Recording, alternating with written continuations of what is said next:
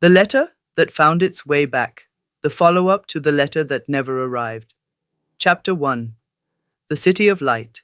Paris in springtime was everything Emily had once dreamed of, and everything she had once feared she would never see. The streets shimmered after the morning rain, slick stones reflecting the soft gold of cafe lamps. The air carried a blend of fresh bread, roasted coffee, and the faint perfume of blossoming chestnut trees. Street musicians played violins near the river, their notes tangling with the sound of rushing water. Emily sat at her favorite corner cafe in Saint-Germain, sketchbook open, pencil in hand. Her hair, darker now than it had been in her teenage years, was pulled into a loose bun. Stray strands framed her face as her eyes flicked from page to passerby. Her sketches were filled with fragments of Paris, an old man feeding pigeons, a young couple laughing over espresso, a child chasing soap bubbles through the square, but on the table beside her, as always, lay the letter. Worn, yellowing, folded carefully into a small leather case. Daniel's letter. 10 years she had lived with it, first as a wound, then as a revelation, finally as a guide. His words, "Chase your dreams, even if they don't include me," had carried her from the safe familiarity of home to this city of light.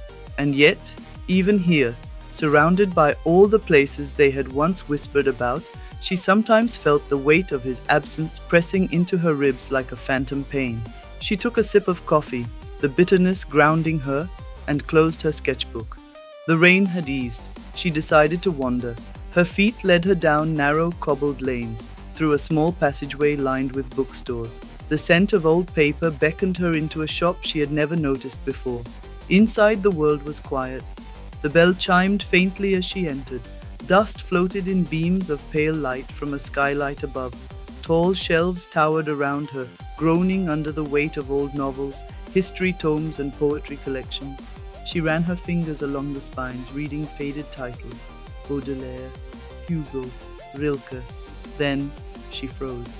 A voice, low, warm, familiar in a way that made her heart stumble in her chest.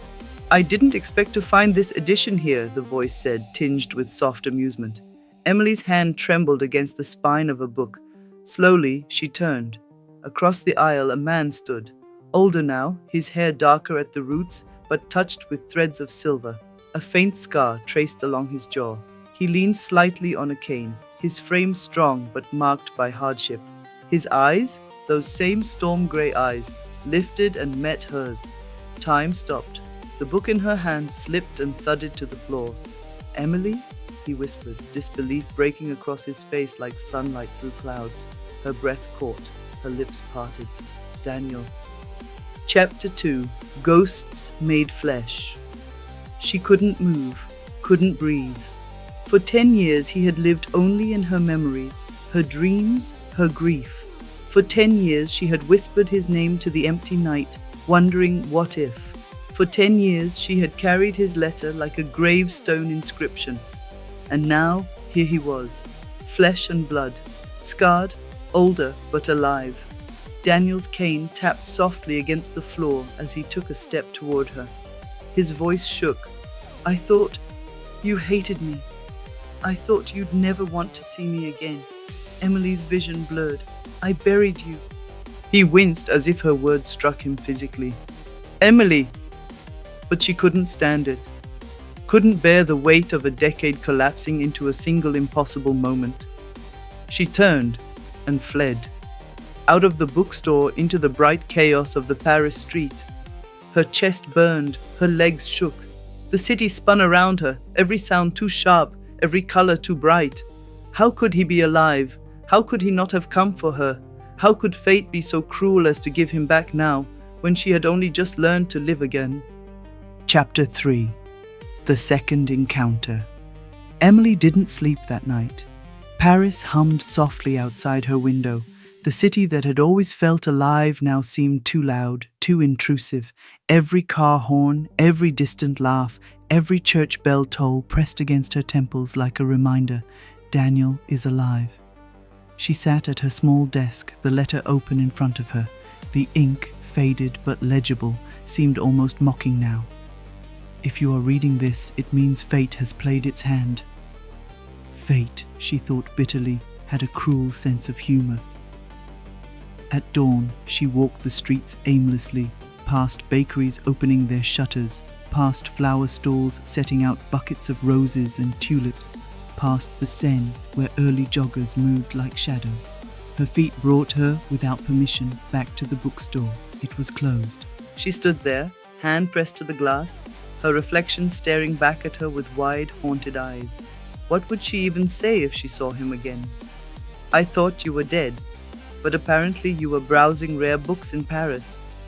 Her heart said, "Go in, find him, don't let him slip away again." Her pride said, "Walk away.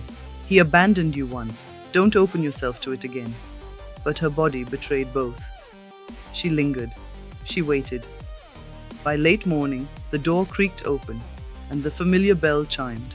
The shopkeeper, a wiry man with spectacles, gave her a curious glance but said nothing. She slipped inside. The air smelled of dust and ink, and there, again, was Daniel.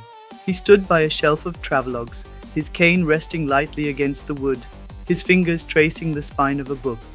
When his eyes lifted and met hers, he didn't look surprised this time. "You came back," he said softly. Her throat tightened. "So did you." Silence stretched between them, heavy with 10 years of words unsaid. Finally, he gestured toward a small reading nook by the window. "Will you sit with me?" "Just for a little while." Emily hesitated, then nodded. They sat across from one another, the world outside the window bustling, but inside the shop it was hushed, timeless. Daniel looked older. His face had lines etched by years she hadn't seen, scars the boy she once loved had never carried, but his eyes, those storm-grey eyes, were the same. "You look well," he said, voice low, almost reverent. "I thought you were gone," she whispered. "Daniel, I read your letter. I mourned you. Her voice cracked. "I waited." Pain flickered across his face. "I never meant for you to wait. I wanted you to live, to go without me. And you?" Her words cut sharper than she intended. "Where were you? All those years? Why didn't you come find me?" Daniel's hand tightened around the head of his cane. He looked away, out the window, where the sunlight painted the street in shifting gold. "I tried," he said finally. "After the accident, I wasn't the same. Months in hospitals, surgeries. I could barely walk, and by the time I found the strength, I heard you had gone. I thought," his voice faltered, "I thought you had moved on." Emily's chest ached. She wanted to scream at him, to hit him, to kiss him. Instead, she whispered, "I never stopped loving you." Daniel's gaze snapped back to hers. For a heartbeat, the years melted away.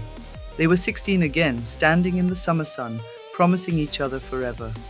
But forever had broken once already. "Maybe we should talk," Daniel said. "Not here."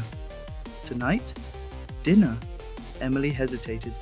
100 fears crowded her mind, but louder than all of them was one truth. She couldn't walk away. Not again. "Yes," she breathed. "Dinner."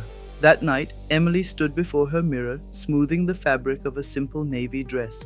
Her hands trembled. She told herself it was nerves. She told herself it wasn't hope. But when she stepped into the restaurant, a small bistro near the river, and saw him waiting at a corner table, cane by his side, eyes lifting the moment she entered, hope bloomed anyway. Daniel rose slowly, carefully, pain flickering in his movement, but pride refusing to let it show. When their eyes met, the years between them seemed to collapse again.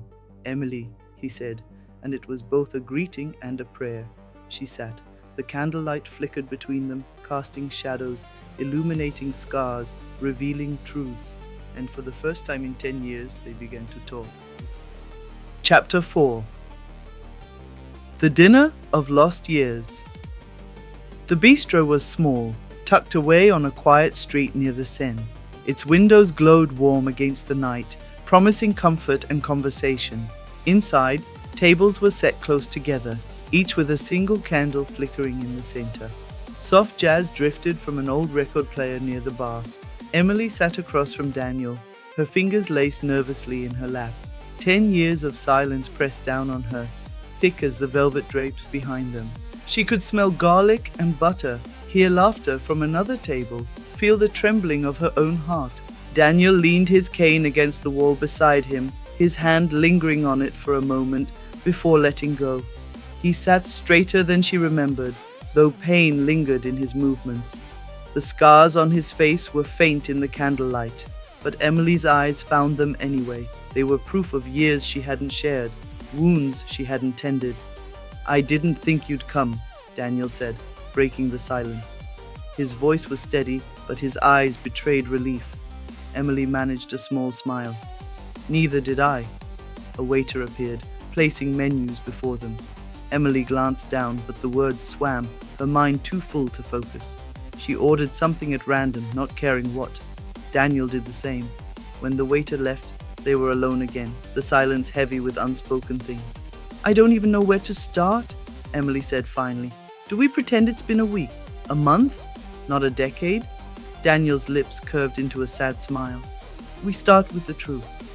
No pretending, Emily nodded, bracing herself. "Then tell me, after that night, what happened?" Daniel's gaze dropped to his hands, fingers scarred but steady. He drew in a breath. "The rain was heavy. I remember thinking I should slow down, but I didn't want to be late. I wanted you to see me run to you, suitcase in hand. I wanted you to know I kept my promise." His voice faltered, but the car ahead skidded. I swerved, everything spun. I woke up in a hospital bed, bones broken, ribs shattered. Weeks passed before I could even sit up. Emily swallowed hard, images flooding her mind.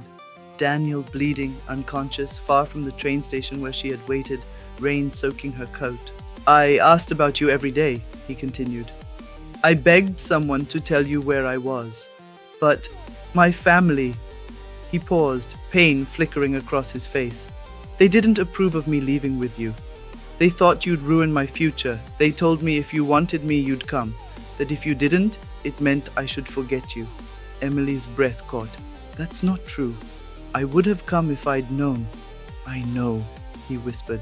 "But by the time I could walk again, by the time I found the strength, you were gone. People said you'd left town, gone to the city, chasing your dreams. I thought you'd moved on. I thought maybe that was what you needed." Emily blinked against tears. "I never moved on. I tried. God, I tried. But I waited that night, for hours. I thought you'd chosen something. Someone else." The weight of their words filled the space between them. Years of misunderstanding unraveling in the flicker of a candle. The waiter arrived with wine, pouring glasses before retreating again. Emily lifted hers with trembling hands, the glass cool against her skin. "And the letter?" she asked quietly. "How did it end up with me?" Daniel's eyes softened. "I wrote it months after the accident, when I still couldn't walk without help. I gave it to your grandmother. I asked her to give it to you if I never made it back." Emily's heart lurched. She never said a word. "Maybe she wanted to protect you," Daniel said gently. "Maybe she thought letting go was easier than carrying my broken pieces." Emily looked down at her hands, gripping the stem of the glass. All those years, angry at him, aching for him, building her life around a letter she wasn't meant to find until much later. "Do you hate me?" Daniel's voice was barely a whisper. Her eyes shot up, meeting his. "No, I hate the years we lost. I hate fate. But you? I could never hate you." Daniel exhaled, his shoulders relaxing slightly.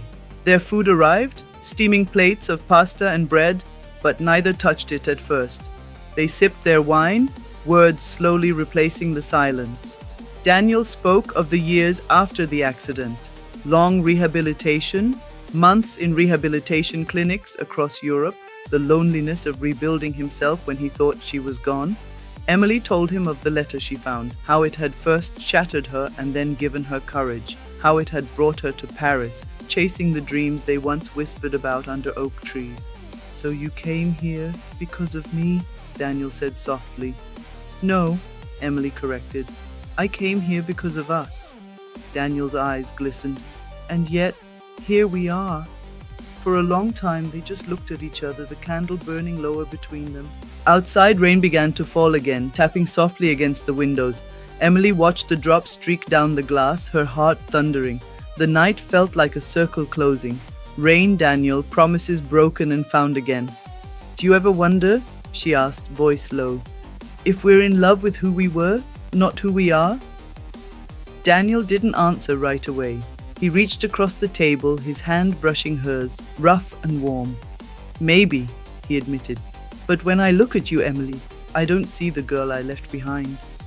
I see the woman who carried me with her, even when she thought I was gone. I see someone I still want, in this moment, as we are. Emily's breath hitched. The warmth of his touch spread through her, dissolving years of bitterness, leaving only the raw, undeniable truth. I don't know where this goes, she whispered. I don't know if we can rebuild from ghosts. Daniel's thumb brushed her knuckles. Then let's not rebuild. Let's start new. From here. From Paris, Emily looked into his eyes, grey as storm clouds and steady as stone. For the first time in 10 years, she let herself believe. From Paris, she echoed, and their hands remained clasped as the rain fell outside. Chapter 5. A Day in Paris.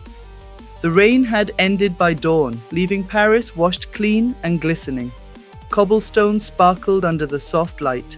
Puddles reflected the iron lace of balconies, and the air smelled of wet stone and blooming flowers. Emily rose early, her heart restless. The night before had been a blur. Wine, words, the touch of Daniel's hand against hers. She had walked home through the rain in a daze, half believing she would wake to find it all a dream. But it wasn't. Daniel was here, alive. Her phone buzzed with a simple message. Meet me by Pont Neuf. Noon? Her fingers hovered over the screen before she typed back. I'll be there.